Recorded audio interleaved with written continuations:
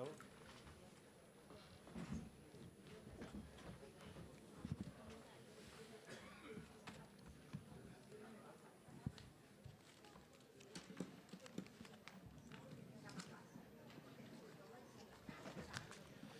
Bueno, muy buenos días para todos. ¿Cómo andamos? Mal.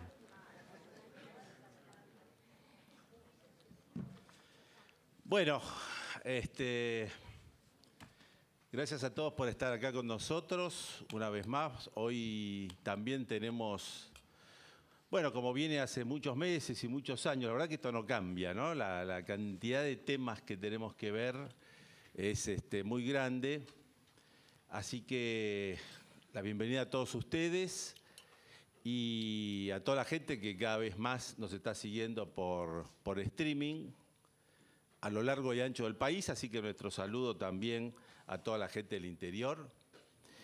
Y hoy vamos a presentar a Gustavo Díez, que es la primera vez que está con nosotros en tantos años, así que Gustavo, gracias por estar con nosotros, para compartir. Marcelo Serra ya lo conocen de hace varios años que sí está con nosotros. Y vamos a empezar, hoy tenemos temas de todo tipo.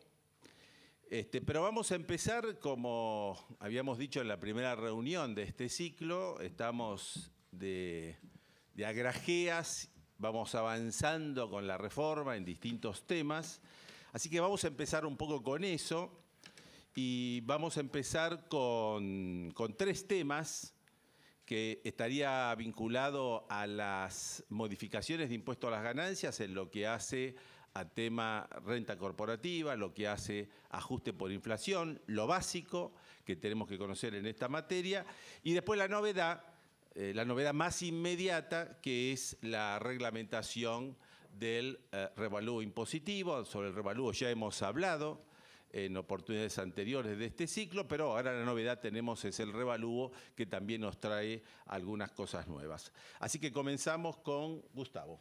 Bueno, gracias por la invitación. Buen día.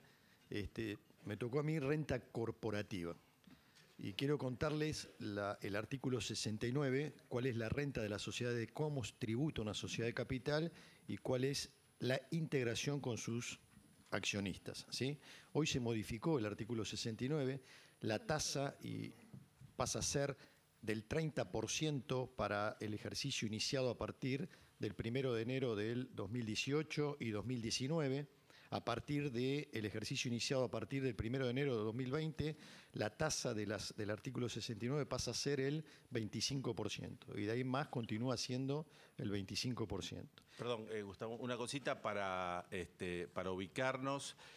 Todo el material de Gustavo Díez va a estar en la página, no está hoy acá entregado por razones de programación, así que todo esto va a estar dentro del material que ustedes van a poder ver en su momento. Gracias. No, por favor. Les cuento. Entonces tenemos los dos primeros ejercicios al 30%, a partir de ahí ya entra en funcionamiento el régimen y la tasa general va a ser 25%. Ahora, esto hay que analizarlo desde el punto de vista cuál es la relación que tiene o la integración que tiene con los accionistas, ¿sí? Cuando se distribuyan dividendos sobre ejercicios que tributaron al 30%, la distribución de dividendos va a estar grabada a una alícuota del 7%. Si los dividendos que se distribuyen son sobre ejercicios cuya alícuota en la sociedad fue del 25%, cuando se distribuya el dividendo la alícuota va a ser el 13%. Recuerden que los dividendos van a tener un tratamiento cedular, es decir, el accionista, cuando liquide en el ejercicio 2018 sus impuestos, para determinar el impuesto, la estructura de liquidación va a ser, por un lado, un impuesto cedular y, por el otro lado, el impuesto global. Hoy nuestra legislación para personas humanas adopta un sistema mixto que combina imposición cedular e imposición global. ¿Cómo va a funcionar el tema de los dividendos? El accionista va a poner sus dividendos en el impuesto cedular y va a poder tomar como pago a cuenta lo que le retuvo la sociedad, que la sociedad va a retener en la misma proporción. Si distribuye sobre dividendos que se generaron en utilidades a partir del 1 de enero de 2018 va a retener el 7% y si la tasa de la sociedad el 25% va a retener el 13%. Digo esto ¿por qué? Porque nosotros a futuro vamos a tener el inconveniente que vamos a tener que analizar de dónde provienen las utilidades que se están distribuyendo. Ustedes recuerden que anteriormente la alícuota era el 35% para las sociedades y el dividendo tenía el tratamiento de no computable. Y el concepto o el razonamiento es, ya pagó la sociedad el 35%, una renta de 1 millón, pagó 35, 350.000, le quedan 650. Esos 650 lo distribuye en dividendo, si lo recibe el accionista y paga por la misma renta, se paga 2 veces. ¿Estamos de acuerdo? Entonces, ese dividendo tenía el tratamiento de no computable. Cuando va al 30% la alícuota, cuando distribuyan esas ganancias, razonemos esto, tengo 1 millón, menos 30% me quedan 700.000. Cuando distribuyo los 700.000, tributa el 7%. 700.000 por 7% es 700.000, 400. ¿Todo de acuerdo? Entonces, si ahora sumo la renta que tributó la sociedad más lo que tributó el accionista, integrando sociedad con accionista, terminan pagando el 35% de imposición. ¿Todo de acuerdo? Ahora, el mismo análisis es cuando la alícuota sea el 25%. La sociedad paga 250.000, le quedan 750 para distribuir. Cuando distribuye esos 750 al 13%, termina pagando otros casi 100.000, 250 pagó la sociedad, 100 pagó el accionista, integrando sociedad y accionista, terminan pagando el 35%. La verdad, la idea de esto que es que si no se retira, si el accionista decide capitalizar, paga solo la alícuota del artículo 69. En la medida que se lleve, integra y ahí termina pagando el 35%. Ahí vamos, digo esto. Acá, ¿cuál es el inconveniente de esto? Que yo, cuando distribuya dividendos en el año 2022, donde ya está el régimen en pleno funcionamiento, cuando distribuya el dividendo, ¿cuál es la retención que corresponde? ¿Estamos de acuerdo? Entonces acá tengo que analizar si la renta que estoy distribuyendo tiene o se originó con anterioridad a la vigencia de la 27430, cuando distribuyo los dividendos son no computables y no corresponde ninguna retención. Si lo que distribuyo son utilidades de los 2 primeros ejercicios, o sea, los que tributaron al 30, cuando distribuyo voy a tener que retener el 7 y si no, el 13%. Y aclara la norma. Siempre que se considera que los dividendos que estoy distribuyendo son los más antiguos. ¿Estamos de acuerdo? Entonces, acá voy a tener que tener como una cuenta corriente de la utilidad de la sociedad para saber cuando distribuya qué utilidad estoy distribuyendo para darle el consecuente tratamiento impositivo. ¿Sí? Bien, estamos todos de acuerdo con esto. Agrego una cosa más que es como una novedad en la 27430. Hoy, y enuncio esto porque después lo necesito para el ajuste por inflación, el artículo 49 de la ley, que es el que define quiénes son los contribuyentes de la tercera categoría, mantiene el esquema 49A, son los sujetos del artículo 69. ¿Todo de acuerdo? 49B son otras sociedades que no están, ¿dónde? En el artículo 69. Ahí podrían estar sociedades colectivas, sociedades informales. Inciso C son fideicomisos donde el fiduciante mantiene la calidad de beneficiario. ¿Estamos? Esos son los que están en el inciso C del artículo 49. Y ya adelanto esto. Este fideicomiso, donde fiduciante es lo mismo que beneficiario, tributa impuesto, es sujeto pasivo del impuesto, determina la obligación del fideicomiso, pero en lugar de tributar el fideicomiso, esa utilidad la va a tributar en cabeza de quienes son los beneficiarios. ¿Estamos de acuerdo? Esto se da solo la condición cuando fiduciante es beneficiario y el beneficiario no es un sujeto del exterior. El inciso D son las empresas unipersonales y el inciso A, B, C, D, empresas unipersonales, y el E son los consignatarios, rematadores y comisionistas y todo otro auxiliar de comercio que no se encuentre en la cuarta categoría. Estos son los sujetos del 49 que voy a necesitar para analizar ahora la norma. Agregaron en las sociedades, dentro del esquema de sociedades de capital, en el artículo 69, ese que dice sociedades anónimas tributan a la alícuota del 25%, sociedades anónimas, SRL, fideicomiso, fondo, un punto 8. Y el punto 8 dice, señor, si usted es sujeto del artículo 49, inciso B y C, B, otras sociedades, y C, fideicomisos que adquieren fiduciante la calidad de beneficiario, esos sujetos, en la medida que lleven libros rubricados, pueden tributar como una sociedad de capital. Recordemos que una sociedad colectiva tributa el impuesto, determina el impuesto, pero ¿quién tributa? Cada uno de los socios en función a la participación que tienen las utilidades de la empresa. ¿Estamos de acuerdo? Hoy, esa sociedad colectiva o ese fideicomiso, donde fiduciantes son equivalentes a beneficiarios, esos pueden entrar en el régimen del artículo 69. ¿Y esto qué significa? Que va a tributar la sociedad colectiva exactamente igual que sea que una sociedad anónima, con la alícuota, por supuesto. Solo voy a decir acá la del 30 para los 2 primeros años, porque en el régimen anterior no existía esto, y fiduciante, beneficiario, si el fideicomiso está conformado así, va a tributar al opción del contribuyente al 35%. Ahí vamos, digo esto. Hacer uso de esta opción significa que debo hacer uso de la opción que es incorporar como sujeto del artículo 69, significa que este criterio lo debo mantener por lo menos 5 ejercicios fiscales.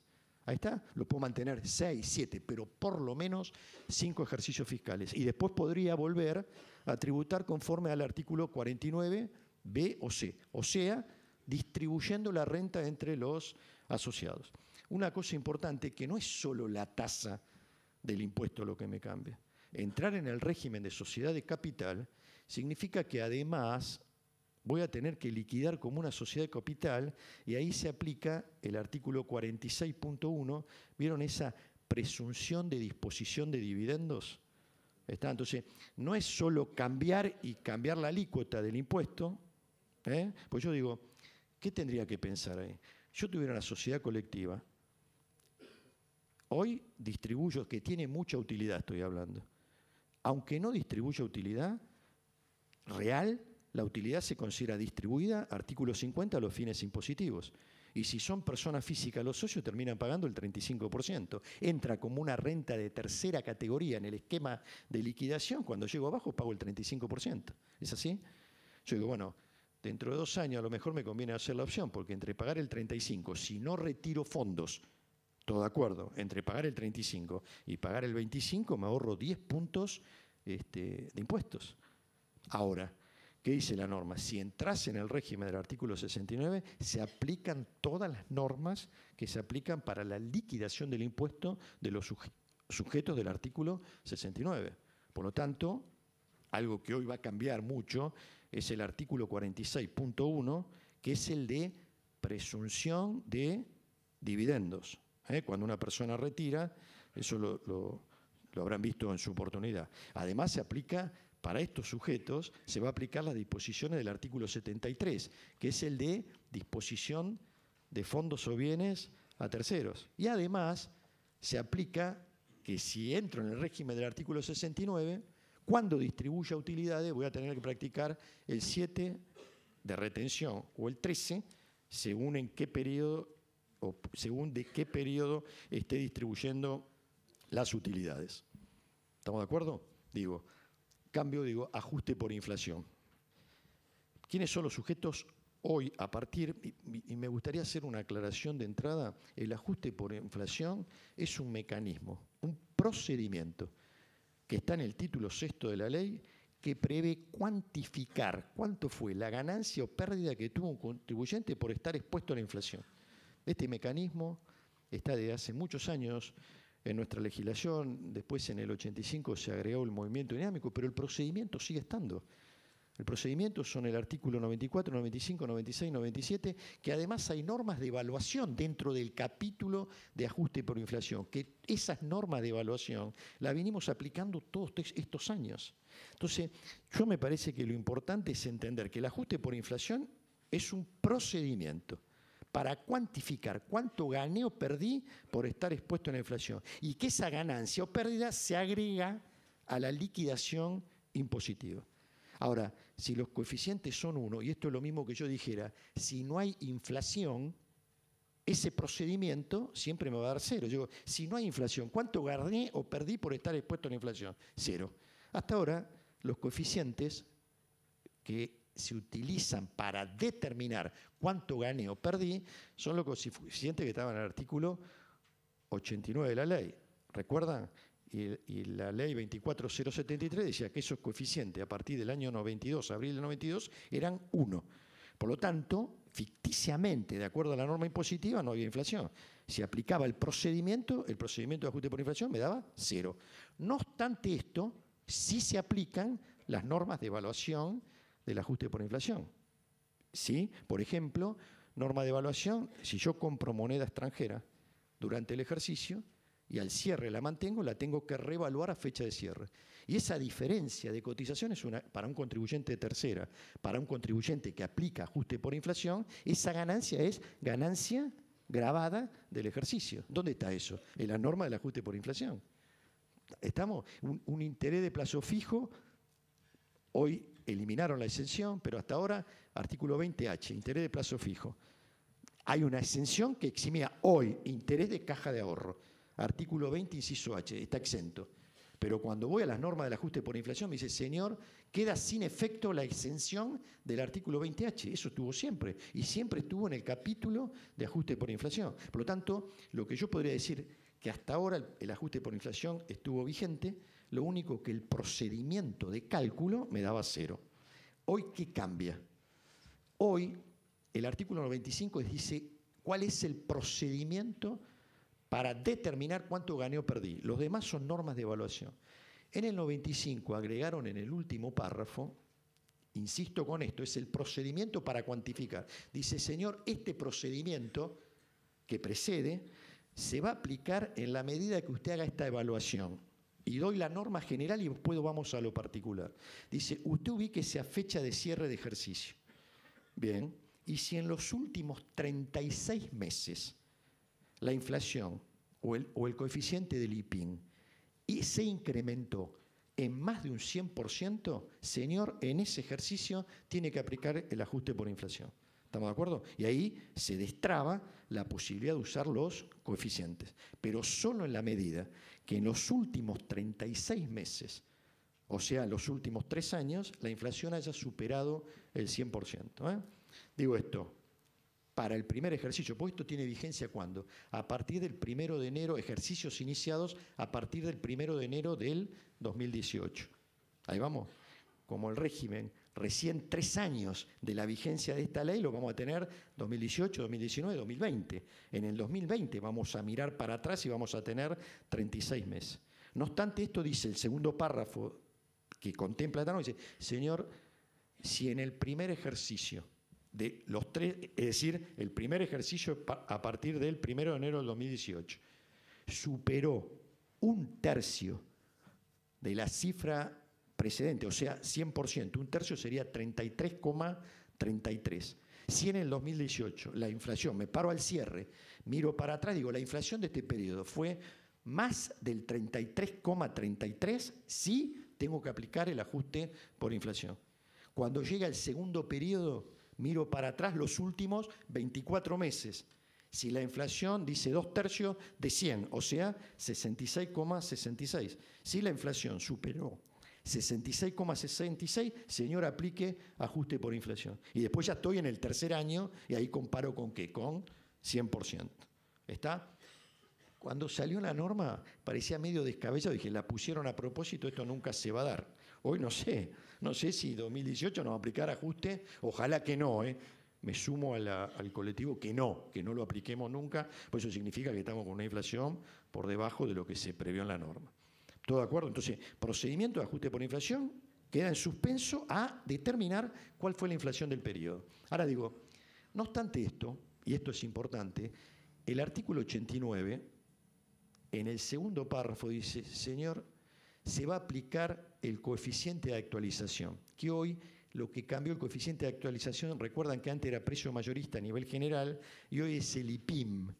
El mismo es el que reemplazó a precio mayorista a nivel general. Dice, para los artículos de determinación del costo computable, y acá quiero hacer una aclaración, tienen que ser bienes, digo primero esto para después ir a la norma, tienen que ser bienes adquiridos a partir del primer ejercicio que se inicia el 1 de enero del 2018. Ahí vamos. O sea, que si tengo un bien anterior, esto que voy a nombrar ahora no se aplica. Entonces me dice, para la determinación del costo computable, en caso que usted lo venda, ¿estamos de acuerdo? Entonces, ¿qué debería decir yo? Si en el 2000, y esto solo se puede dar, supónganse, y ahora voy a decir por qué, que en el 2020 venda un bien, que compré en el 2018. ¿Estamos así? ¿Qué voy a hacer? Voy a tomar el valor para determinar costo computable. Si es bien mueble, artículo 52 de la norma me dice 58. Tome el valor de adquisición del bien. Réstele las amortizaciones por los periodos que lo tuvo afectado a la actividad y ese valor residual actualícelo al cierre del ejercicio anterior al que se produce la venta. Y por favor, si lo compré en junio del 2018, ya estoy en la vigencia de la norma, ¿estamos de acuerdo? Y lo vendo en septiembre del 2020 y cierro al 31 de diciembre de cada año, yo lo que tendría que hacer es tomar el coeficiente cierre del 2019, porque como lo vendí en el 2020, la norma dice actualícelo al cierre del ejercicio anterior. Cierre del ejercicio anterior es 31 de diciembre del 2019. Entonces lo voy a actualizar desde junio del 2018 a diciembre del 2019. Y ese valor residual actualizado es el que voy a comparar con ¿qué? Con el precio de venta para determinar cuál fue la utilidad gravada por el impuesto. ¿Estamos de acuerdo? Después haré venta y reemplazo, lo que ustedes quieran. Pero en principio esa es la forma de determinar la utilidad gravada. ¿Por qué digo, si yo lo comprara en el 2018 y lo vendo en el 2018, dentro del periodo, ¿qué es lo que no hay? Actualización. Porque siempre se actualiza. Entonces, las altas del ejercicio 2018, si las llego a vender en el ejercicio 2018, por más que esté vigente esta norma, por el mecanismo de actualización que prevé la ley, no se aplica. ¿Todo de acuerdo? Entonces, insisto, se aplica para la determinación, la actualización, para la determinación del costo computable, para todos los bienes. Fíjense que la norma dice, señor, del artículo 58 al artículo 62, y ahí están comprendidos toda la venta de la determinación de costo computable, cualquiera sea el bien que esté enajenando. ¿Y qué más dice la norma? Esto se podrá aplicar, que este mecanismo de actualización se podrá aplicar para los artículos 75, 83 y 84. Son las amortizaciones de bienes. 83, amortización de bienes inmuebles, 84, amortización de bienes muebles y 75, amortización de bienes agotables, minas, canteras, etcétera, etcétera. Entonces, insisto con esto, si compré un bien a partir del periodo fiscal, y esto sí se va a aplicar este año, porque la amortización se actualiza ¿desde cuándo? Desde la fecha de adquisición del bien hasta la fecha de cierre de ejercicio. Por lo tanto, cuando liquide el periodo fiscal 2018, sí, siempre estoy hablando si el ejercicio inició con la reforma, ¿no? O sea, que yo cierro al 30 de diciembre de cada año. Por lo tanto, primer cierre va a ser 30 de diciembre del 2018. Si compré un bien durante el ejercicio 2018, cuando calcule la amortización al cierre del ejercicio, se me permite su actualización, cosa que hasta ahora no veníamos haciendo. Ahí va. Y agrego esto.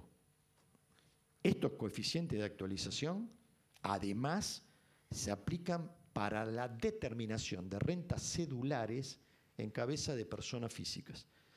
Recuerden que hoy, si una persona, después lo vamos a tratar el tema, vende un inmueble, le permiten actualizar el costo para comparar con el precio de venta. Y el mecanismo de actualización, después lo voy a decir, es distinto porque se actualiza hasta el momento de la venta del bien y no hasta el cierre del ejercicio anterior. Hay una diferencia.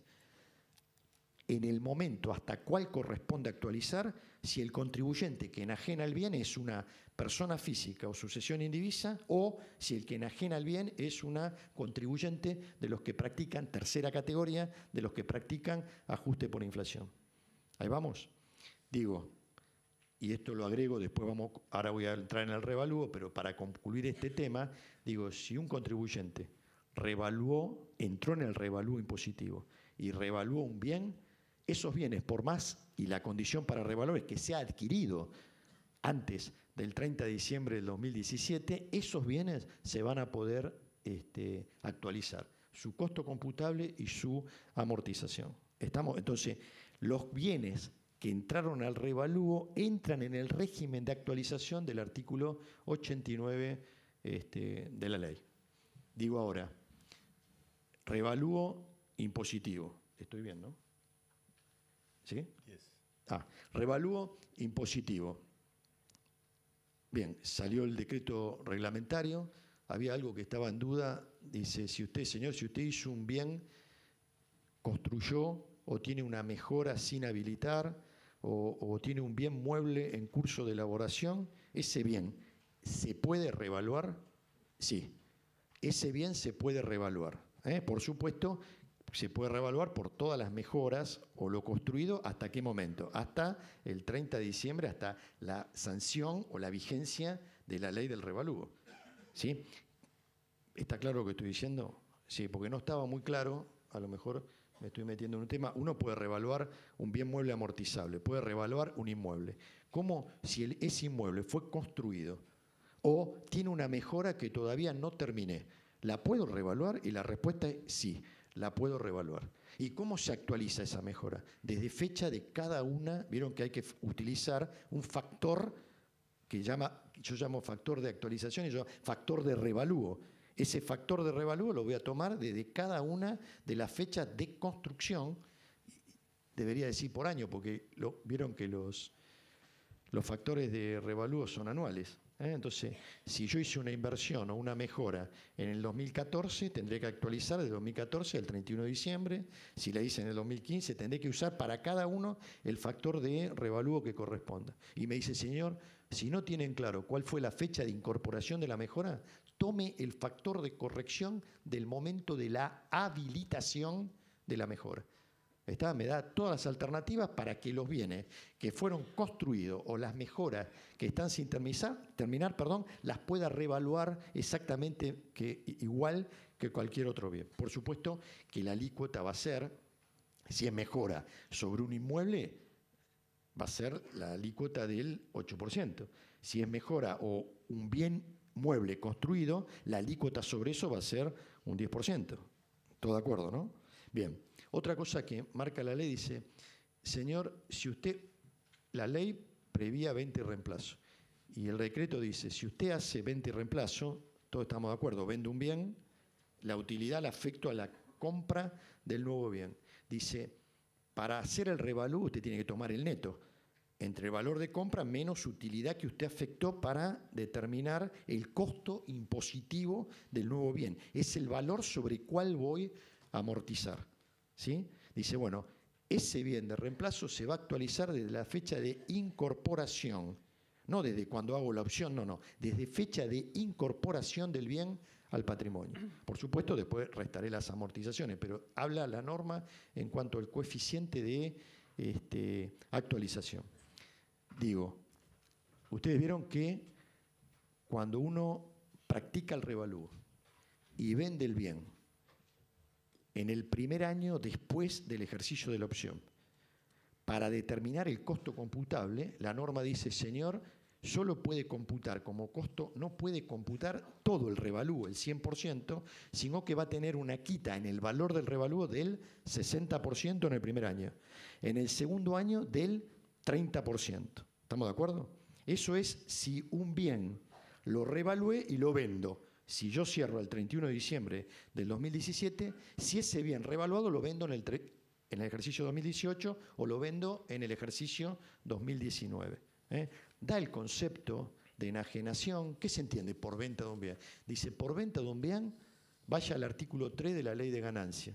Entonces, aporte a una sociedad, permuta, dación en pago, me da toda la definición de qué se entiende transferencia a título oneroso de un bien, transferencia de dominio a título oneroso. Pero dice, no se considera enajenación, y esto está en el decreto reglamentario, si usted hizo uso de la opción del artículo 77 de la ley, que es el concepto de reorganización empresaria.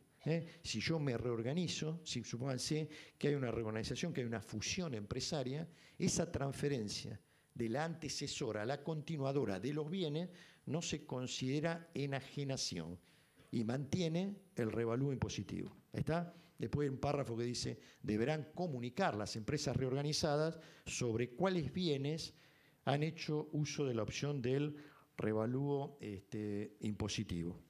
Digo, y un tema importante, porque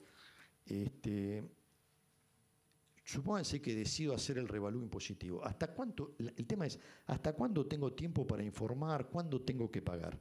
¿Está? Entonces, todos sabemos que el periodo de opción es el ejercicio que cierre a partir de la vigencia de la norma. Ese es el periodo de opción. Y yo tomo como referencia y después ampliamos. Vamos a suponer que hago ejercicio de la opción al 31 de diciembre del 2017. Ese es periodo de la opción. ¿Hasta cuándo tengo tiempo de informar? Y la norma dice, de hacer la opción de entrar en el revalúo impositivo. ¿Está? Me dice, hasta el último día hábil del sexto mes siguiente al que usted hizo el periodo de la opción, al que usted consideró periodo de la opción. Esperen, es mucho lío, pero es fácil. Yo digo, ¿cuál es el periodo que hice uso de la opción? 31 de diciembre del 2017. De ahí tengo que contar sexto mes posterior al cierre, el día hábil anterior. Sexto mes posterior al cierre es 30 de junio.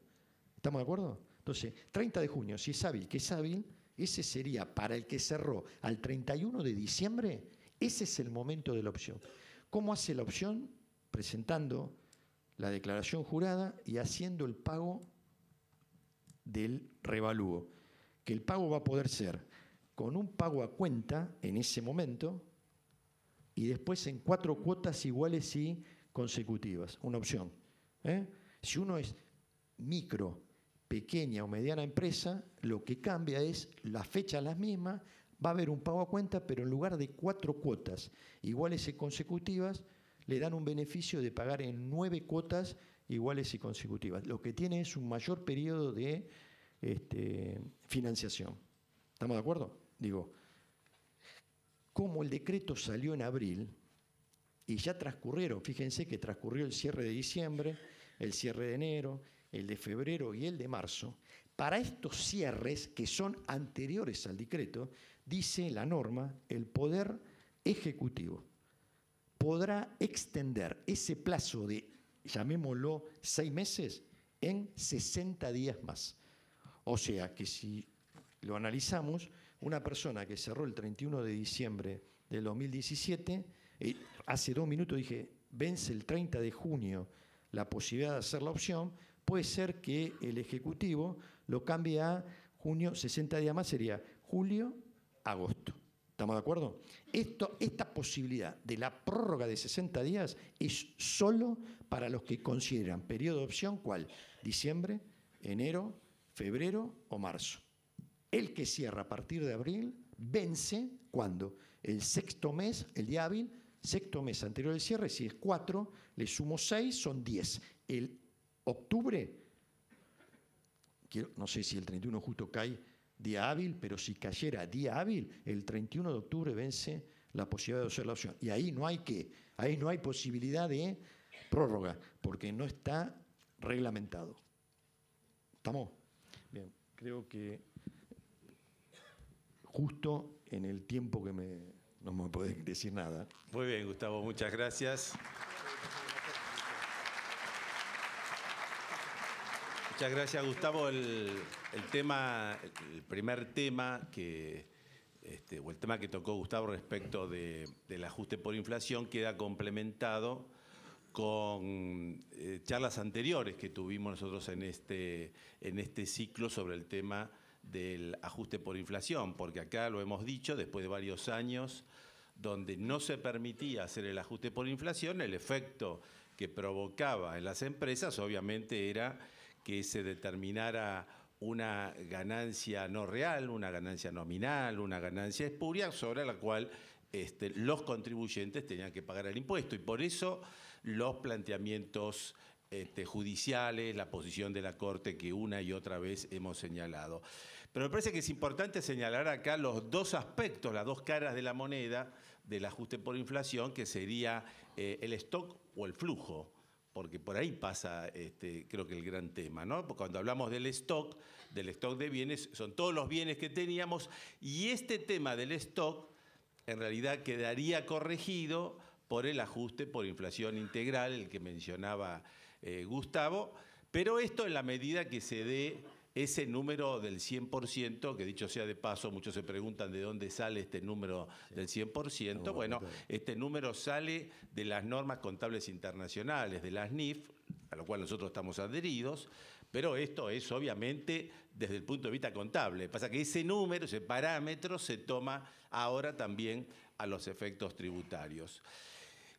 Obviamente que si esto no es así, queda la otra parte, lo que bien señalaba Gustavo, del ajuste por inflación, pero ya referido al flujo, o sea, a las nuevas inversiones, ¿no? Por eso, si este análisis nosotros lo hacemos, vamos a ver que acá nuevamente juega el gradualismo, o lo que yo llamo la sábana corta en la reforma tributaria, que es tratar de arreglar problemas, pero con el límite que es la recaudación fiscal. Entonces, en muchos de los temas nos quedamos en la mitad de la solución. Y el ajuste por inflación terminó pasando exactamente lo mismo. Y justamente acá nos quedamos en la mitad como consecuencia de este número del 100%. Yo quería aclarar un aspecto que creo que es importante, porque acá en el ciclo dimos otra posición a la que señaló Gustavo. Bueno, hay dos posiciones, ya lo habíamos adelantado, que hay dos posiciones interpretativas en esta materia, porque como bien dijo Gustavo, nosotros tenemos que ver 3 ejercicios fiscales, pero esto contado a partir del año 18, con lo cual tenemos que ver 18, 19, 20, y si en el 20 se supera el 100%, ahí va a ser el primero donde impacta el ajuste por inflación integral. Pero como bien decía él, la ley, para no ser tan rigurosa, establece un mecanismo con un poco más de flexibilidad, que le dice al contribuyente, mire, si usted está en vista de que está llegando a eso por el tema del tercio, entonces ya puede estar haciendo el ajuste por inflación y no tiene que esperar los 3 años para superar el 100. Y yo creo que acá es donde aparece el otro criterio interpretativo. Para nosotros no sería el 33%, sino esto sería el 26 y pico, porque en realidad cuando nosotros tenemos que construir el 100%, esto juega en forma acumulativa. Y como juega en forma acumulativa, si nosotros tomamos el 33, nos pasaríamos en el cálculo con el 100, con lo cual, para no pasarnos en una interpretación de lo que estaría buscando la ley, esto tendría que ser el número tal para que acumulado en los 3 años, ese mecanismo acumulativo del 100%, con lo cual este primer año tendría que ser el 26. Y cuando hablamos del 26... Vamos a aplicar ajuste por inflación. Nos empezamos a acercar. Por eso digo que es importante también esta interpretación, porque una cosa es el 26 y otra cosa es el 33. Bueno, vamos a continuar con los temas. Vamos a hacer un cambio en la presentación de los temas que ahora va a tener Marcelo Serra, porque nosotros tenemos acá básicamente, como ustedes saben, 2 bloques, y el bloque primero, diríamos, antes del corte, es un poco más extenso que el segundo, porque uno tiene 30 minutos, el otro 20. Entonces, bueno, vamos de alguna manera jugando con el tiempo que demande cada uno de ellos. Entonces, vamos a cambiar, vamos a invertir el orden que teníamos previsto y vamos a pasar a analizar seguidamente los aspectos prácticos que tenemos que tener en cuenta los efectos de la liquidación de impuestos a las ganancias y bienes personales. ¿Alguien tiene problema con este tema? No. Bueno, yo quisiera hacer una pequeña introducción antes que entre Marcelo a jugar en esto, que sería un poco quería rápidamente resumir un poco lo que está trabajando en el Consejo, y ya vinieron preguntas sobre este tema, así que quería un poco adelantar, y quizás esto nos sirve como marco después del análisis más detallado que va a hacer Marcelo. Estamos ante un tema recurrente, ante un tema que todos los años pasa lo mismo, y todos los años empezamos con la misma idea, y las esperanzas, las expectativas, que después no se cumplen. Esto es reiterativo, todos lo sabemos y todos lo sufrimos y todos lo experimentamos.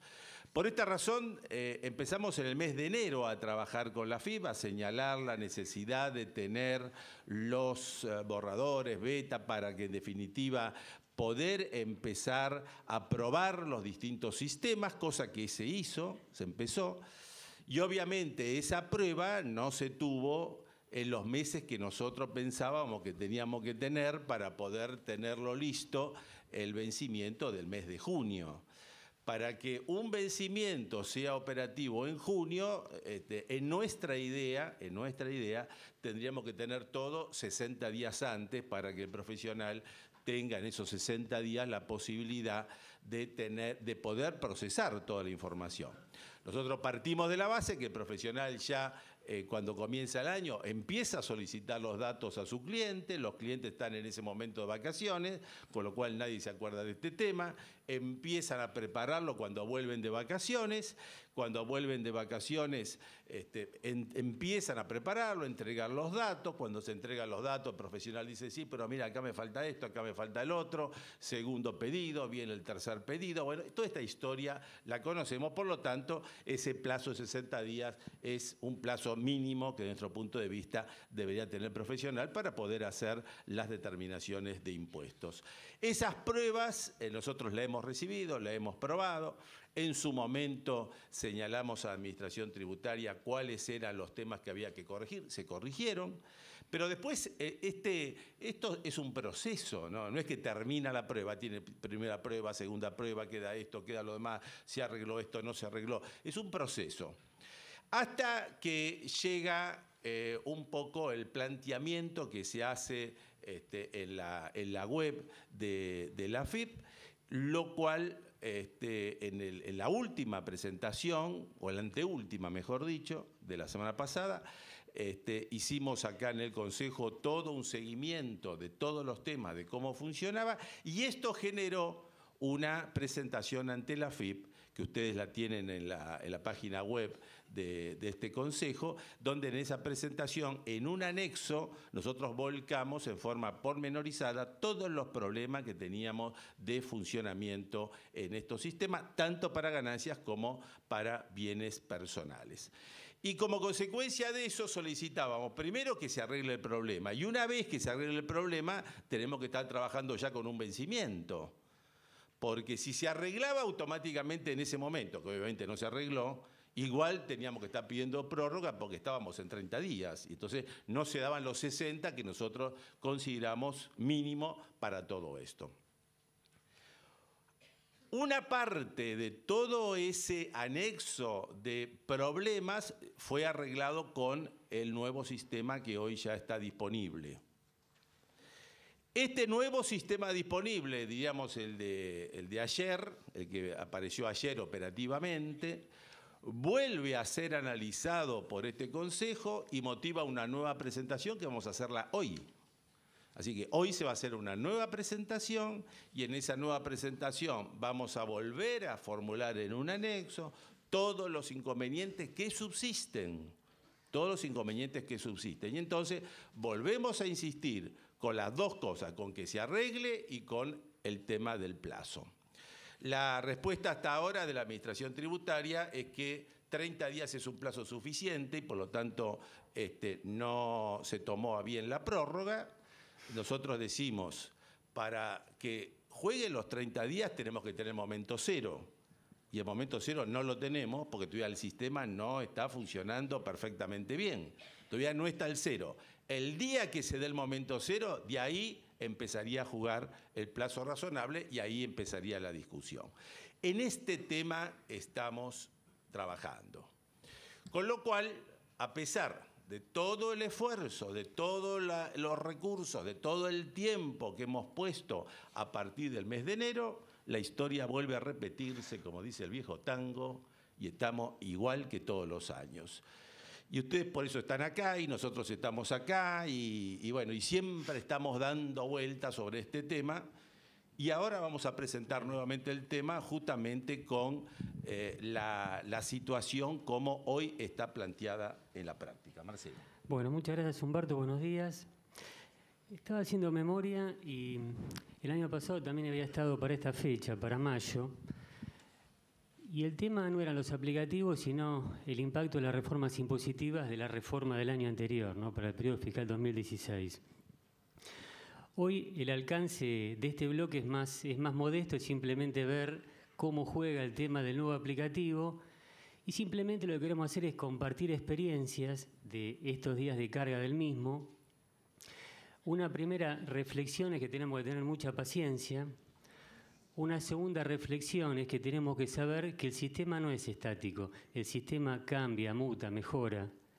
No es lo mismo cargar una declaración jurada hoy que empezar a cargarla pasado mañana o haberla cargado el 3 de mayo. ¿Por qué?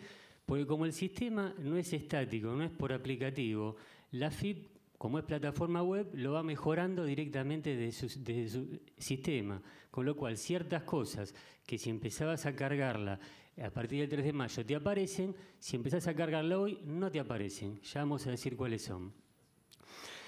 Y después, con lo cual una primera sugerencia, una recomendación, aparte de la paciencia, armemos papeles de trabajo muy claros, porque una cosa, yo estoy convencido que la carga que hagan hoy o que hagamos hoy, seguramente dentro de 15 días o dentro de 3 semanas, tenga alguna inconsistencia.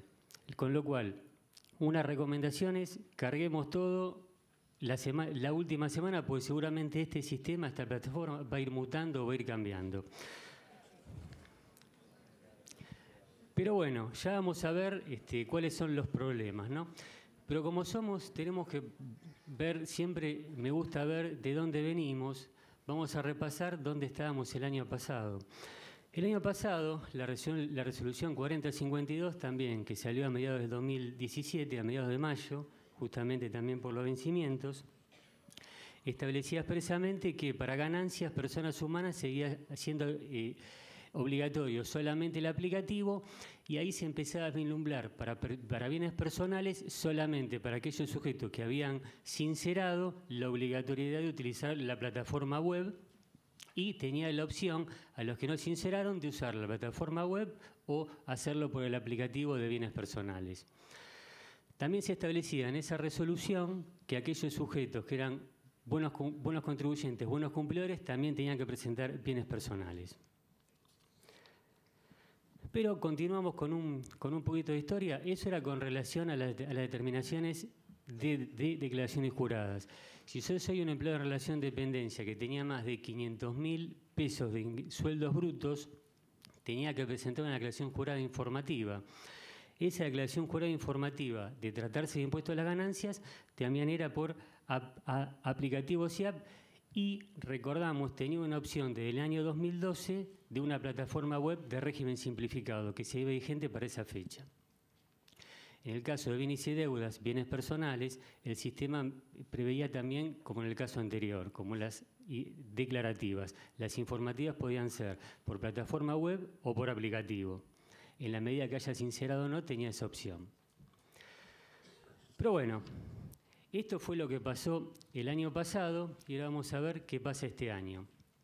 El lunes, más allá que a través de preguntas más frecuentes y a través de comunicaciones en la página, por Twitter, por un montón de redes sociales, la AFIP ya decía cómo iba a ser este vencimiento, recién se formalizó el lunes por la resolución 4243, 200 declaraciones juradas, 200 resoluciones más que el año pasado, que las declaraciones juradas de impuesto a las ganancias del periodo fiscal 2017 en adelante debieran ser presentadas obligatoriamente por este sistema ganancias personas humanas web.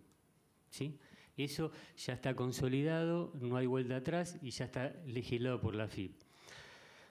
Como una aclaración, en la misma resolución 4243, la AFIP estableció que se van a recalcular los anticipos para el periodo fiscal 2018 en función de la nueva tabla y las nuevas deducciones personales para el 2018, que recordemos que por la reforma anterior se actualizaban por RIPSE, que es el coeficiente de remuneración media salarial promedio, y esa actualización va a estar recién, como es base de octubre, va a estar recién octubre de 2018, con lo cual seguramente los primeros 3 anticipos se pagarán con la vieja escala y a partir del cuarto y quinto se va a corregir como pasó el año pasado. Pero eso está expresamente previsto en esta resolución. Seguimos. Con respecto a las informativas, la diferencia que hay con el año pasado es que son obligatorios aquellos sujetos que tienen sueldos brutos mayor a 1 millón de pesos. El año pasado era mayor a 500.000 pesos. Esto desahoga bastante esa obligación. Y lo que sí establece que un nuevo servicio de plataforma web, régimen simplificado, a partir del periodo fiscal 2017 en adelante, distinto del año pasado, y acá la novedad es que no está vigente. La propia resolución dice que va a estar vigente a partir recién del 24 de mayo, con lo cual no lo pudimos ver, no lo pudimos abrir, no lo pudimos analizar. Y para recordar, en periodos anteriores, este sistema me aparecía automáticamente cuando tenía los servicios de clave fiscal. Ahora no sabemos si va a aparecer automáticamente o no, capaz que hay que darlo de alta. Y lo que sí quedó consolidado en esta resolución 4243, que se elimina toda presentación a través de aplicativos. Solamente va por plataforma web, en este caso régimen simplificado, que va a salir recién el 24 de mayo. Bueno, para bienes personales, esta resolución también ya es muy simple, establece que solamente va por plataforma web las presentaciones, se elimina el aplicativo. Acá, bueno, estamos la condición también de que haya ganado sueldos brutos superior a 1 millón de pesos en el año fiscal, ¿no? Y bueno, esto lo pusimos porque salió ayer en la página de la AFIP, simplemente para hacer un recordatorio de los aplicativos. El día que tengamos que rectificar algún periodo fiscal, bueno, cuál es el que está vigente, pues hay tantos. Pero bueno, acá está todo el cronograma desde el 2006 en adelante, para que lo tengamos como ayuda a memoria.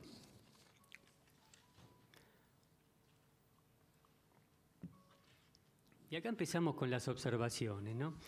El servicio web. La primera observación, como decía Humberto, bueno, acá lamentablemente recién estuvo disponible a principios de mayo para empezar a cargar, más allá de que haya habido un periodo de prueba. Periodo de prueba, bueno, no sirve porque duplica nuestro trabajo, pero recién a partir de principios de mayo, creo que el 3 de mayo, está disponible para empezar a cargar.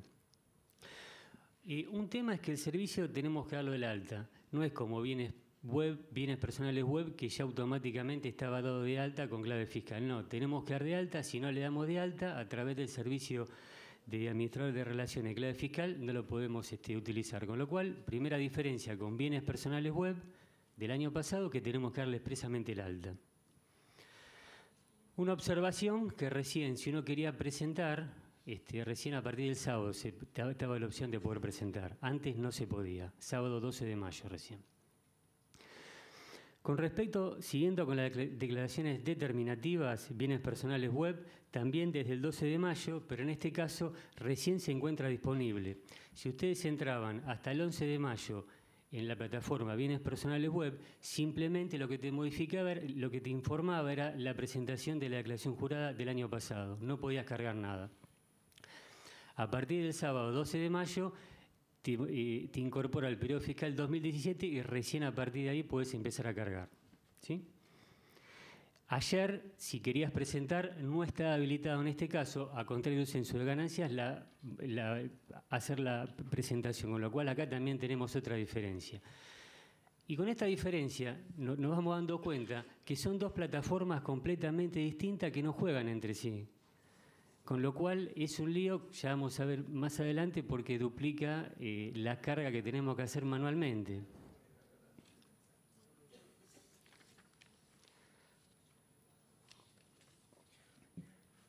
Pero bueno, Acá, bueno, este es el punto crucial y simplemente queríamos compartir estas experiencias, bueno, para que sepamos, para que estén ubicados, para que sepan que son los problemas de todos y seguramente esto se va a ir solucionando con el paso de los días, ¿no? Primer punto que queríamos ver era si había una guía paso a paso de esto, porque la AFIP publica guía de paso a paso para todo, esto era muy importante, entendíamos que tenía que publicarla. Hasta ayer a la mañana no había absolutamente nada. A partir del mediodía, en esta dirección web, hay una guía, que no sé si es guía paso a paso, pero bueno, es una guía de carga del aplicativo que tiene 43 pasos, que hay que ir uno por uno a través de flechitas. La verdad, no lo abrimos, pero bueno, para el que lo quiera visualizar, a ver si es una guía paso a paso como está en los micrositios, ahí tienen esa dirección web, pero recién a partir de ayer al mediodía. Antes no existía absolutamente nada. Otro punto, a diferencia de la versión que estábamos acostumbrados del SIAP, se duplica la carga del patrimonio. Yo tengo que cargar un patrimonio para bienes personales y un patrimonio de ganancias. Más allá del tiempo de carga, que es tiempo, dificulta el control. Pues ya no, de vuelta, son dos plataformas que debieran estar conectadas, pero no, son dos plataformas completamente distintas que no tienen absolutamente nada que ver una con la otra y no se conectan en lo absoluto. Ya empezando con la carga, por lo menos en la carga que vimos hasta ayer, si bien se importan datos, los datos del aplicativo que presenté el año pasado, en ciertos casos no se importan todos los datos. Por ejemplo, el caso de bancos. En el caso de bancos, si bien cuando uno entra al registro de la cuenta bancaria está el CBU, no te pone ni el número de cuenta bancaria ni el quit del banco, con lo cual yo tengo que entrar a cada registro de cada cuenta bancaria que importó del aplicativo SIAP y cargar, aparte del quit del banco, el número de cuenta, porque el CBU me lo trae automáticamente, con lo cual es una duplicación de cargas y si tengo 40 cuentas tengo que hacer 40 cargas por 2 y tengo que entrar en cada cuenta. Pero no se termina y después se va complicando. Ojalá fuera eso. Ojo, pero esto es dinámico, capaz que pasado mañana ya se soluciona. Hoy todavía no. Después, si uno quiere cargar depósitos en dinero y tiene dólares, el sistema informa un tipo de cambio 1579 a fines informativos que no sirve absolutamente para nada.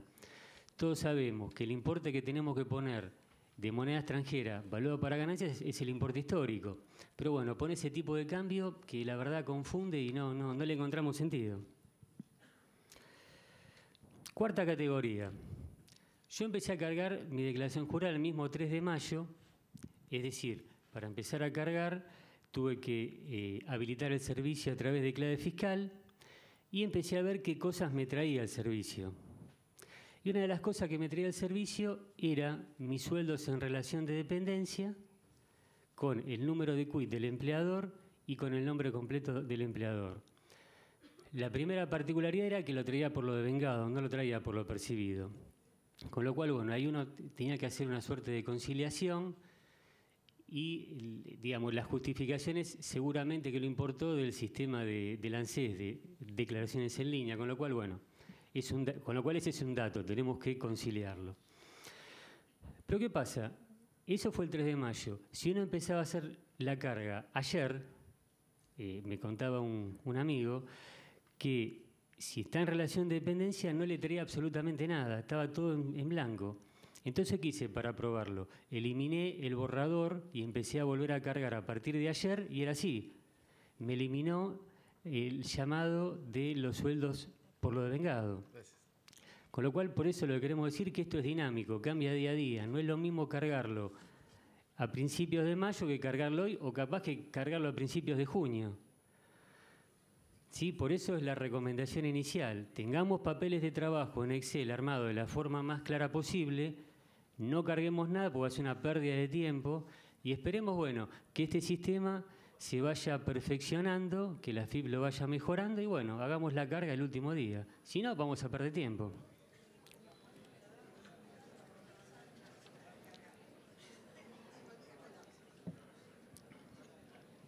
Pero bueno, vamos a suponer que yo tengo ganas de cargarlo, que tengo un sábado de lluvia, domingo hace mucho frío de lluvia, no tengo nada que hacer, ya vi todas las películas y empiezo a cargarlo. Bueno, acá, digamos, hay 3 cosas que impactan, que las leo. No totaliza por rubro de bienes, solo se ve el gran total de bienes. Bueno, esto dificulta control. Esto es así, sí. Vos entrás al sistema, el sistema te trae la carga del aplicativo SIAP.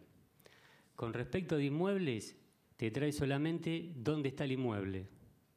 Si vos tenés 10 departamentos en Capital Federal, vas a ver 10 registros y no vas a ver más nada.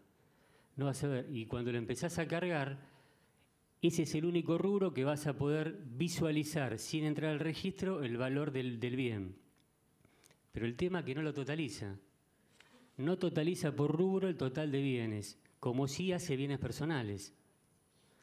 Con lo cual, yo no, digamos, sí tengo un gran total, pero ese gran total no está subtotalizado por rubros. Y yo solamente veo de cada rubro el registro con un nombre. Y sin el subtotal tengo que entrar a cada uno, a cada registro, para ver cuál es el importe que le corresponde, para ver cómo forma la suma el gran total. Y después seguimos. Solo en inmuebles se puede visualizar el importe de cada bien. ¿Y por qué decimos esto? Pues si vos vas a cargar automóviles, ya lo vamos a ver con las transparencias, en el automóvil te pone solamente vehículo o utilitario. Con lo cual, si vos tenés 10 automóviles, no te pone ni la chapa, ni la patente, ni el valor. Te pone que tenés 10 vehículos. Es lo mismo una Ferrari que un Ford Falcon.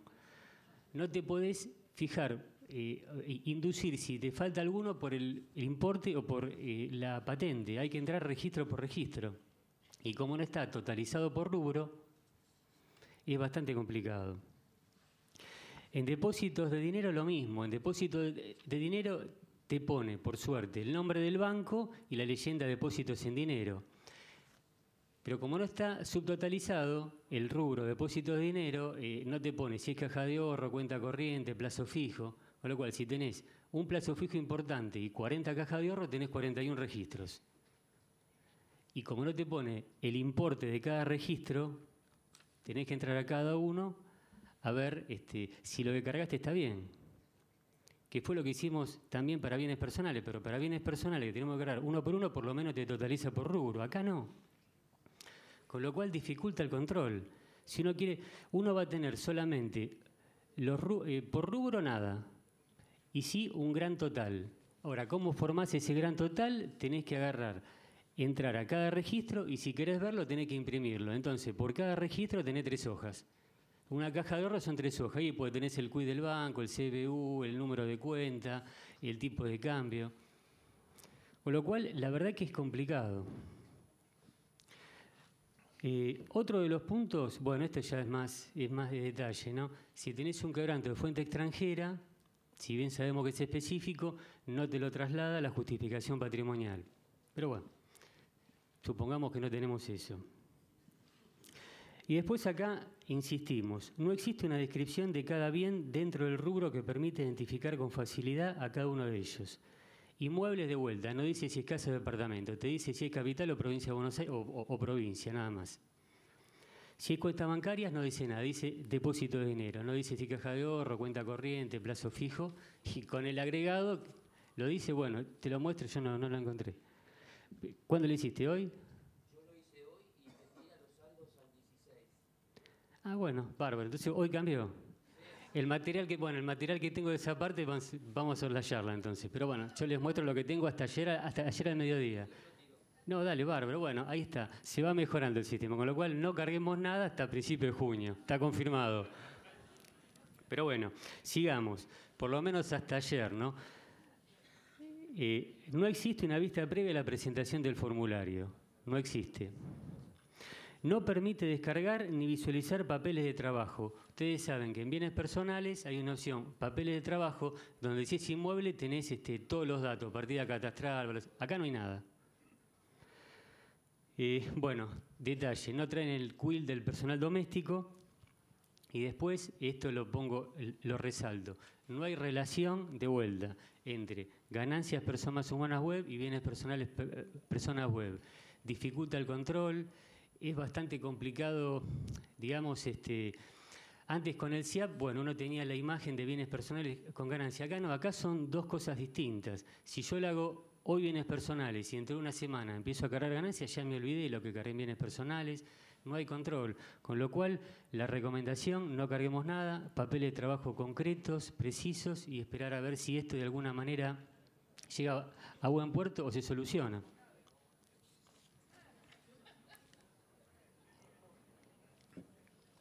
Novedades, ganancias personas humanas web. Ya pasó lo peor, ¿eh? Ya está, esto es... ya está. Lo peor ya está, otras cosas no encontramos nosotros por lo menos. Bueno, en bienes personales no lo puede presentar hasta ayer, hoy no sé, pero en ganancias, quedaban las ganancias, bueno, si presentaste, listo. No. Esperemos hasta junio. Bueno, las novedades, cuando uno accede al régimen, hay un menú principal. El menú principal tiene 4 grandes iconos. Uno es presentación de declaración jurada y ahí no prevé papel de trabajo como sí prevé bienes personales web. Está por suerte la fecha de vencimiento, así que ya sabemos cuándo vence por lo menos. La mía vence el 11 de junio. Lo que es bueno que permite visualizar a través de otro icono todas las presentaciones de las declaraciones juradas con los papeles de trabajo desde el 2007 hasta el año pasado. Eso la verdad que es bueno.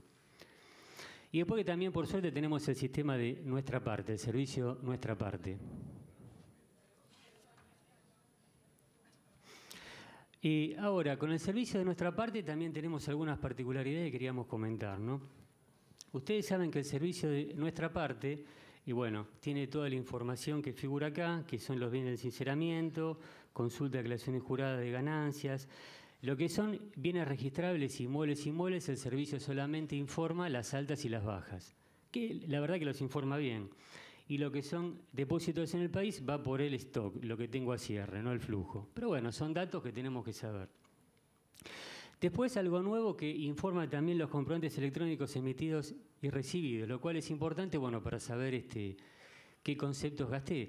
Ahora, tengan cuidado porque si uno compra en 12 cuotas, algo, te lo informa el comprobante por el 100%, con lo cual, bueno, habría que tener cuidado por las dudas, porque capaz que no te da el consumo y en realidad, bueno, el comprobante informa el 100% cuando vos pagaste una sola cuota. También informa los consumos con tarjeta de crédito y débito, expensa, cuota de colegios, aporte de fideicomisos. Pero acá este sistema también muta porque, por ejemplo, si uno entraba, hablando del 2018, no periodos anteriores, ¿no? Vos entrabas en enero al sistema de Nuestra Parte y tenías las compra-venta de divisas. Entrás hoy y no la tenés más. Por lo menos hasta ayer era así. Y después, con tarjeta de crédito pasa algo parecido. Lo que sí quedó firme, los consumos, los comprobantes electrónicos recibidos. Eso sí, parece que quedó firme. Pero bueno, con lo cual, de vuelta, parecería que hay que esperar a último momento para ver qué cosas surgen de nuestra parte que puedan afectar nuestra declaración jurada. Porque esto del sistema va mutando diariamente. Por eso en esta transparencia ponemos, si bien es muy útil, tienen datos parciales del servicio y bueno, hay que verlo si nos sirven o no. Bueno, los vencimientos ya lo sabemos todos, no hay noticia de las prórrogas. Y acá, bueno, esto ya vamos terminando y simplemente queríamos ver al que no tuvo la oportunidad y, digamos, el material no lo pudimos pasar antes porque, bueno, lo terminamos ayer a la tarde, con lo cual, por eso pero va a estar disponible por internet. Bueno, esta hoja es para habilitar el servicio, ya está el servicio habilitado, ganancias personas humanas. Pasa, por favor. Bueno, esto es lo que vimos recién del menú, que tenemos las 4 opciones: hacer la declaración jurada, que no contiene papeles de trabajo, el vencimiento, las declaraciones juradas presentadas y, bueno, la información indicativa del servicio de Nuestra Parte, para que lo sepamos. Bueno, acá si entramos a hacer la declaración jurada, tenemos todos los rubros que se conforman la declaración jurada: rentas, bienes y deudas, variaciones patrimoniales, etcétera. Entramos a las rentas, tengo la renta discriminada por las 4 categorías como corresponde. Entro en bienes y deudas, y esto es lo que le quería mostrar. Bienes inmuebles. Yo acá ya hice la carga. Entonces, lo que me aparece es, por el aplicativo SIAP, la provincia, bueno, el país y el valor de adquisición. No hay total. No hay total. Con lo cual, el total de estos valores van a aparecer en el gran total. Digo porque dificulta, digamos, confirmar si falta uno o no. Automotores. Automotores, lo único que hay es esto. Yo tengo 4 coches, me va a aparecer importado por ganancia SIAP, país Argentina, tipo automóvil.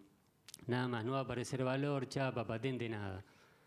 Con lo cual, bueno, si tengo 4 coches y cambié uno, cambié 2 en el ejercicio, tengo que entrar a cada registro y ver qué valor declaré.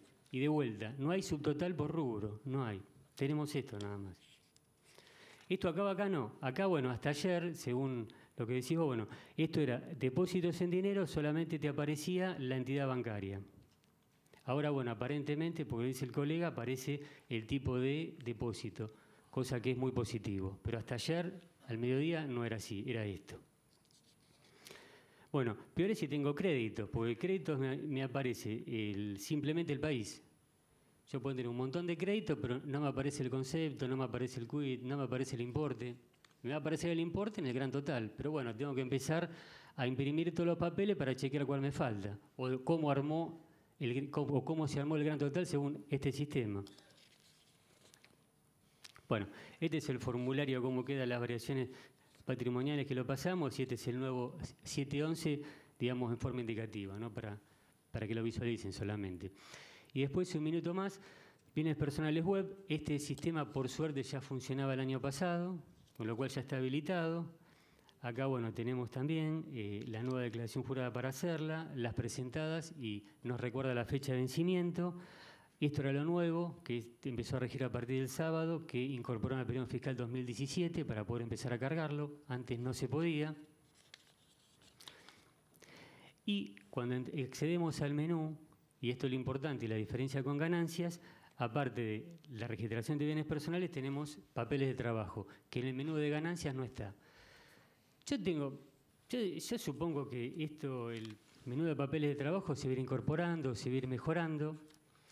Lamentablemente, el peor escenario es empezar a cargar hoy todo, con lo cual, de vuelta, terminamos como empezamos. Hay que tener paciencia, tenemos que saber cuáles son los problemas. Los problemas seguramente se van a ir mejorando, se van a ir perfeccionando, con lo cual una recomendación es la única. Papeles de trabajo claros y esperemos hasta dentro de 2 semanas para empezar a cargar. Así que bueno, espero que les haya servido. Muchas gracias. Muchas gracias, Marcelo.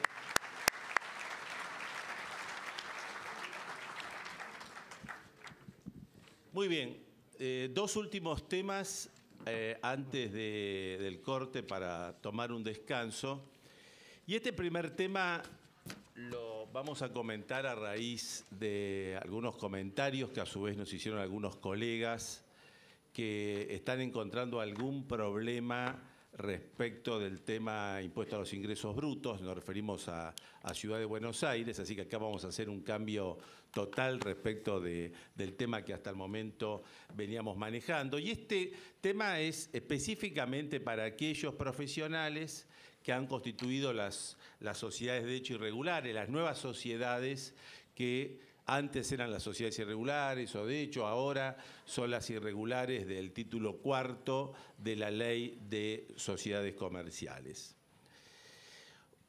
El punto de inicio para recordarlo tenemos en el Código Fiscal de la Ciudad de Buenos Aires, porque en el artículo 180, inciso 8, habla justamente de la exención del impuesto a los ingresos brutos en el caso de los ingresos que se obtienen como consecuencia del ejercicio profesional de profesiones liberales universitarios. Y como sabemos, el requisito fundamental es que no tiene que estar organizado en forma de empresa. No tiene que estar organizado en forma de empresa. Este concepto de lo que es la empresa determina si corresponde o no corresponde el impuesto, y para lo cual, bueno, ya sabemos, lo hemos comentado acá en otras charlas del ciclo, la jurisprudencia que hoy existe y que nos da elementos para determinar cuándo estamos o no ante el concepto de empresa. Si se llega a dar desde nuestro punto de vista la exención del impuesto en nuestra actividad, entonces esta exención opera de puro derecho, es decir, no hay que solicitar la exención a la autoridad de aplicación, que es AGIP. Pese a lo cual aparece un registro de profesionales que son autodeclarados exentos. ¿En qué cambia la cuestión? ¿Y para qué existe el registro si el propio código había dicho que estas exenciones procedían de puro derecho? Bueno, en realidad este registro existe, pero la utilización por parte de los profesionales es voluntaria. Es decir, no es obligatorio. Alguien puede optar o no para estar en el registro. ¿Por qué se inventó el registro? Porque, como sabemos, acá el gran problema son las retenciones que se efectúan del impuesto a los ingresos brutos. Y desde el punto de vista sistémico, esto pone fin al problema de que nos efectúen retenciones cuando no correspondían. Entonces, si el profesional voluntariamente decidía entrar en el registro, el que está haciendo el pago al profesional va a ver que está en el registro y por lo tanto no le va a efectuar la retención. Entonces, este registro es voluntario y es exclusivamente para evitar retenciones o percepciones que se aplican en forma automática. Pero como decimos acá, esto no altera la exención de puro derecho que está contemplado obviamente en el código.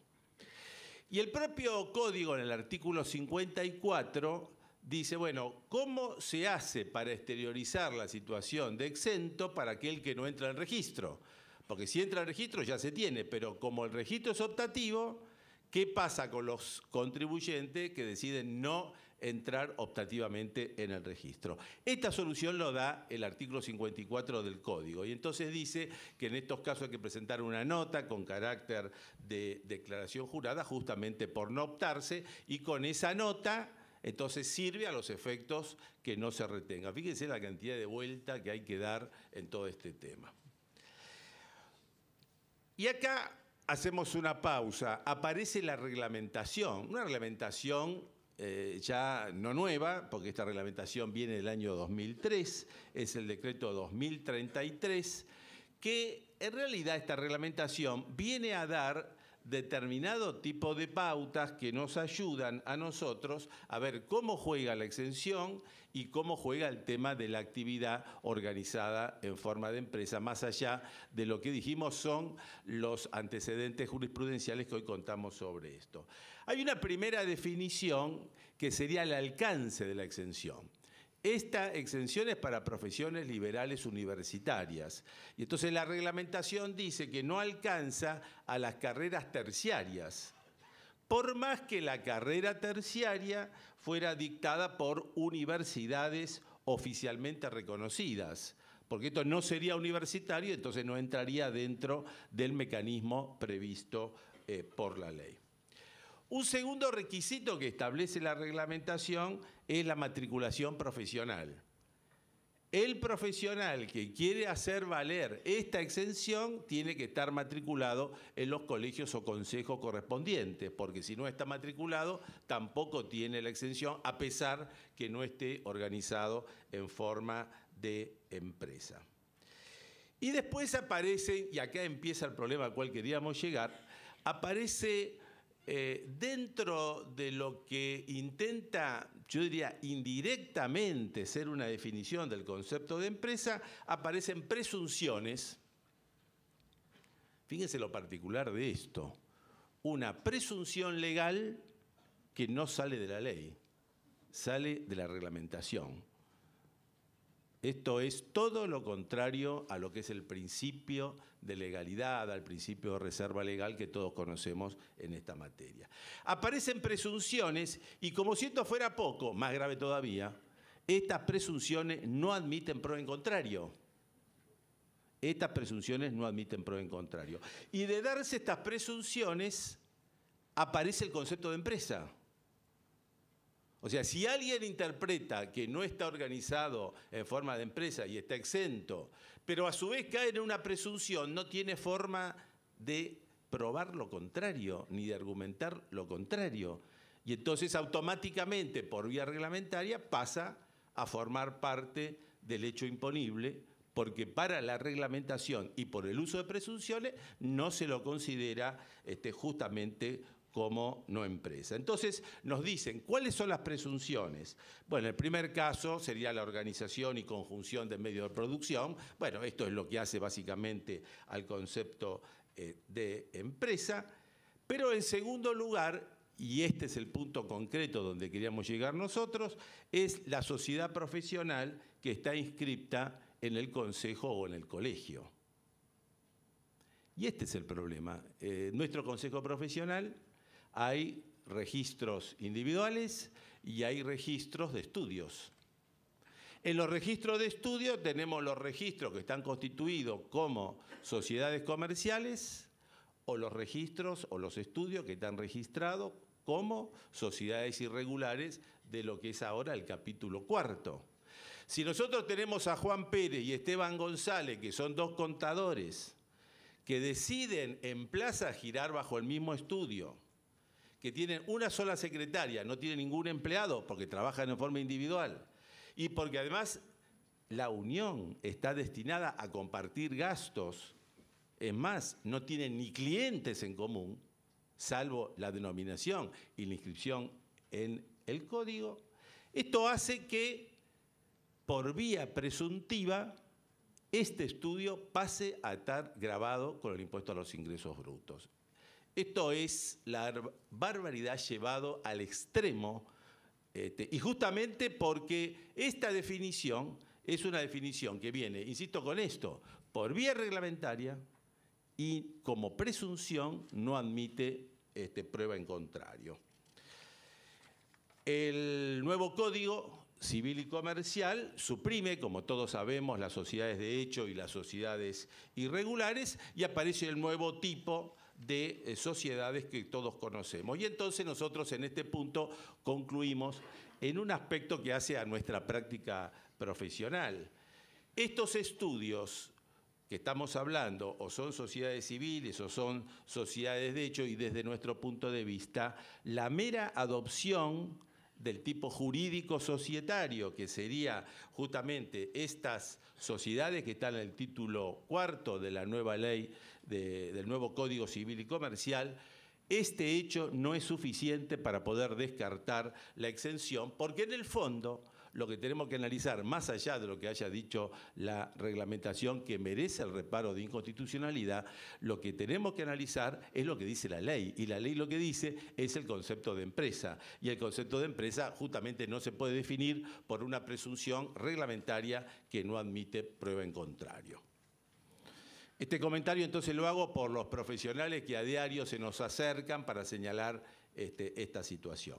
Y vamos a ver ahora otro tema de ganancias, ahora un tema recurrente, la deducción de las multas en el impuesto a las ganancias, y este tema que ya lo hemos tratado en alguna otra oportunidad en este ciclo, ahora lo hacemos a raíz de un reciente pronunciamiento de la Administración Tributaria, con lo cual me parece que es interesante por lo menos conocer cuál es la posición del fisco en esta materia.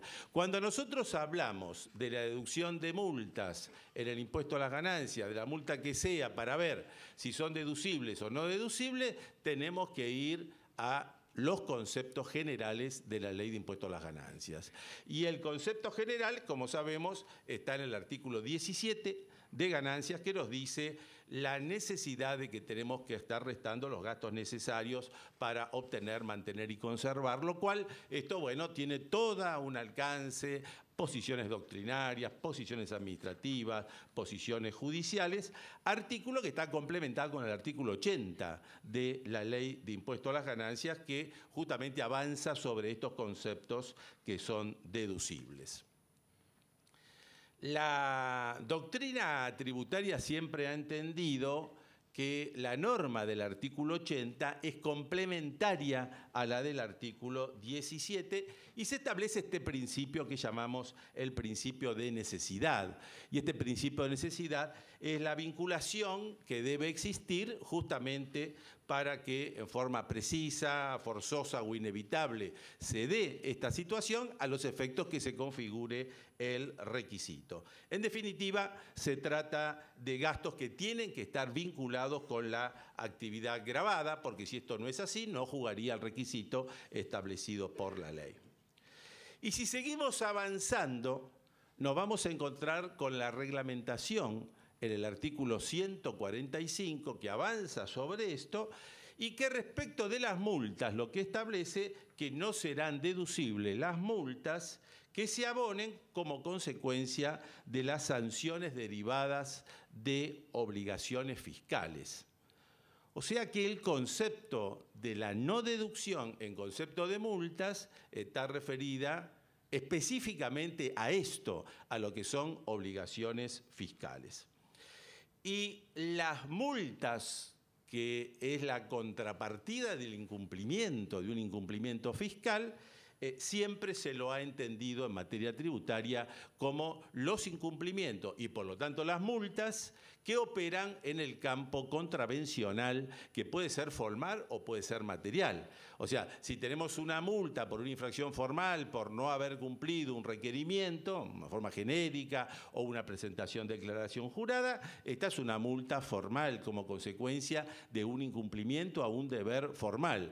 Si tenemos sustancialmente una multa por omisión, porque no se pagó el impuesto, por defraudación, porque hay un ardid, etcétera, ese es una multa sustancial.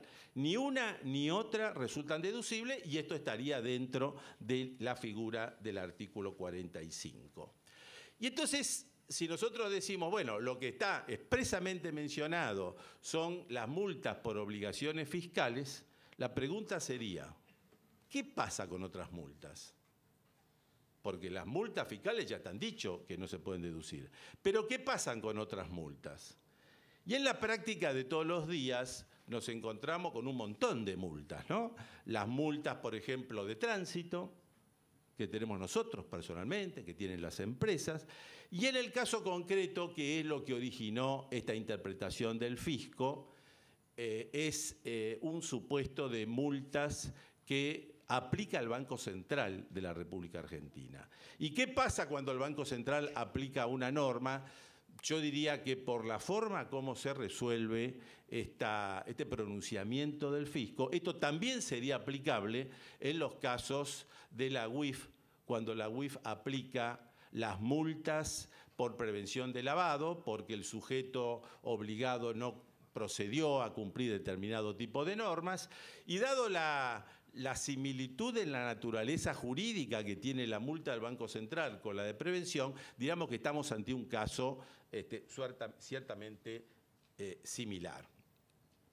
En el caso que esta interpretación del fisco analiza, son multas que aplica el Banco Central porque no se tomaron las normas o no se cumplieron las normas de prevención de lavado, por legajos incompletos, por la falta de conocimiento del cliente, y toda una serie de disposiciones que son de la UI complementariamente del Banco Central. Y entonces, el primer aspecto que vale la pena recordar es cuál es la naturaleza jurídica de la multa que aplica el Banco Central. Porque si nosotros hablamos de las multas que se aplican en materia impositiva, bien sabemos, lo hemos dicho ya más de una oportunidad, la tradicional doctrina de la Corte que ha sostenido que cuando estamos ante multas impositivas, estas tienen naturaleza penal. Tienen naturaleza penal, a pesar de ser una multa contravencional que está en la Ley de Procedimiento Fiscal. No es así lo que ocurre en las multas del Banco Central, que de acuerdo a la jurisprudencia histórica que existe en esta materia, tienen carácter disciplinario y por lo tanto no tienen carácter fiscal. Entonces, ¿cuáles son las conclusiones de la FIP en esta materia, donde empieza a analizar el tema de las multas, en particular el tema de las multas del Banco Central? Primero, no son gastos necesarios. No cumplen el requisito del artículo 17 y del artículo 80. ¿Por qué no es gasto necesario? Porque falta el nexo vinculatorio, el nexo causal entre la multa y la obtención de ganancia, mantenimiento, etcétera, tal cual dice la multa. Y acá se termina el tema. Acá se termina el tema. Y si nosotros preguntáramos ahora, ¿esta interpretación se aplicaría exclusivamente en los casos de las multas del Banco Central? Es probable que podamos concluir que este criterio puede ser extensivo a otras multas. Con lo cual, en una primera aproximación, salvo casos muy puntuales, podríamos decir que el criterio general que hoy viene dando la Administración Tributaria es que en general las multas no son deducibles, cualquiera sea el concepto, y más allá de lo que establece el artículo 145.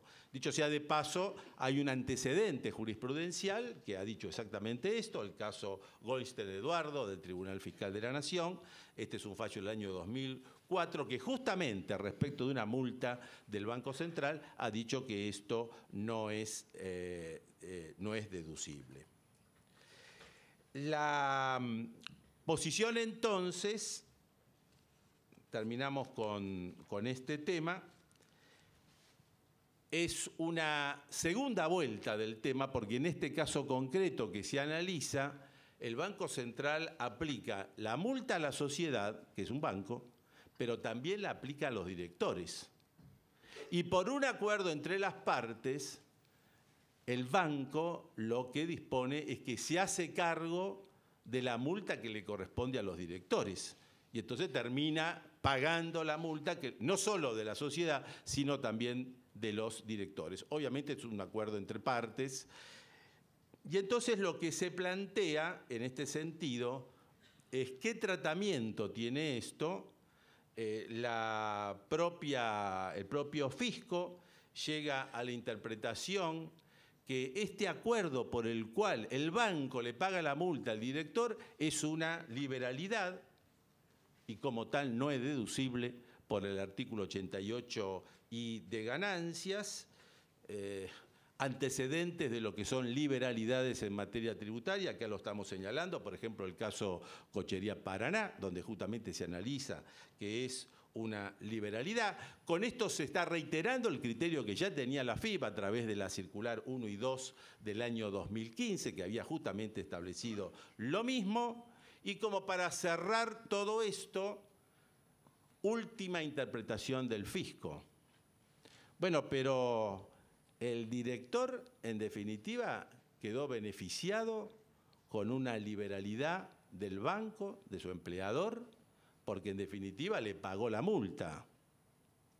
¿Y qué tratamiento tiene la multa para el director? ¿Se lo digo o nos vamos? Tiene el concepto de renta agravada y por lo tanto tiene que terminar pagar el impuesto por ser una mayor remuneración. Tema entonces para tener en cuenta cada vez que estamos frente a casos de multas. Vamos a descansar un rato y seguimos luego. Gracias.